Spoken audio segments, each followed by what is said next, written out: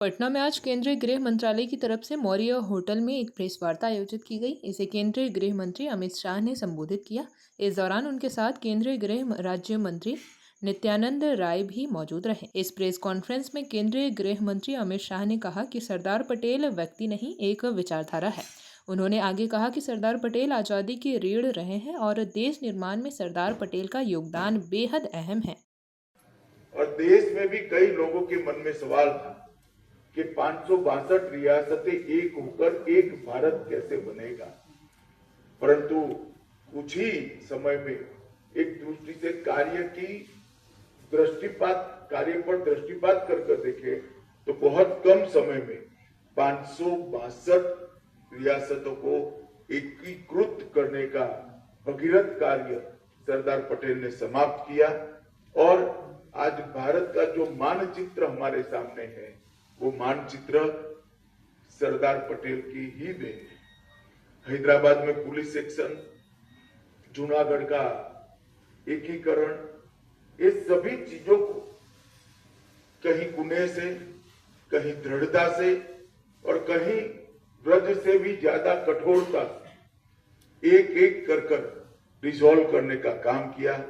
भोपाल हो, काठियावाड़ की रियासतें हो, त्रावणकोर हो या जोधपुर, हर जगह पे जो समस्या आई, इसका निवारण सरदार पटेल ने किया। और पाकिस्तान का जो प्रयास था पाकिस्तान कॉरिडोर बनाने का, उसको निरस्त करने का काम किया। किसी भी प्रकार की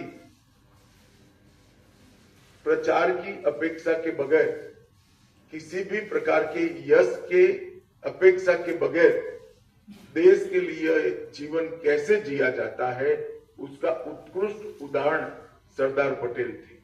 जब पूरा देश 15 अगस्त को तिरंगा फहराने में व्यस्त था, तब सरदार पटेल कमांड रूम में नेवल ऑफिसरों के साथ एक ऑपरेशन मॉनिटर कर रहे थे, जिसके कारण ही आज लक्षद्वीप भारत का हिस्सा बना है और हमारी दक्षिणी सीमा बहुत मजबूत हुई है। और उस ऑपरेशन के कारण ही लक्षद्वीप में तिरंगा फहराया गया।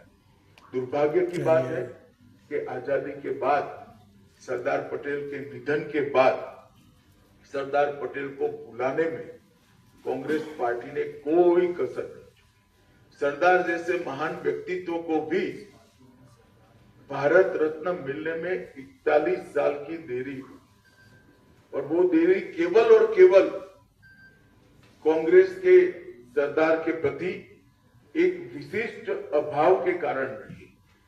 सरदार पटेल जैसे महान व्यक्तित्व के लिए पूरे देश में ना कोई समाधि बनी, ना कोई उनका स्मारक बना। जब नरेंद्र मोदी जी गुजरात के मुख्यमंत्री बने, तब उन्होंने स्टैच्यू ऑफ यूनिटी की रचना की और एक भव्य स्मारक जो पूरे विश्व में आज प्रसिद्ध हो चुका है, वो सरदार पटेल के स्मारक बनाने का काम नरेंद्र मोदी जी ने।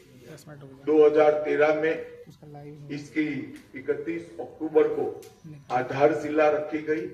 182 मीटर ऊंचा, स्टैच्यू ऑफ लिबर्टी से भी ऊंचा ये स्टैच्यू ऑफ यूनिटी 57 महीनों में पूरा किया गया।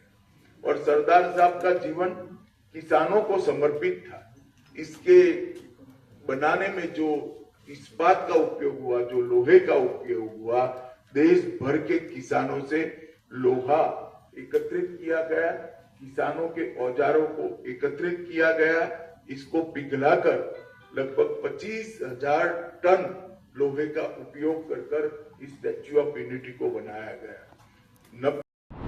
जेपी भारत लाइव, भारत की बात जेपी के साथ। वीडियो को लाइक करें, शेयर करें और चैनल को सब्सक्राइब करें।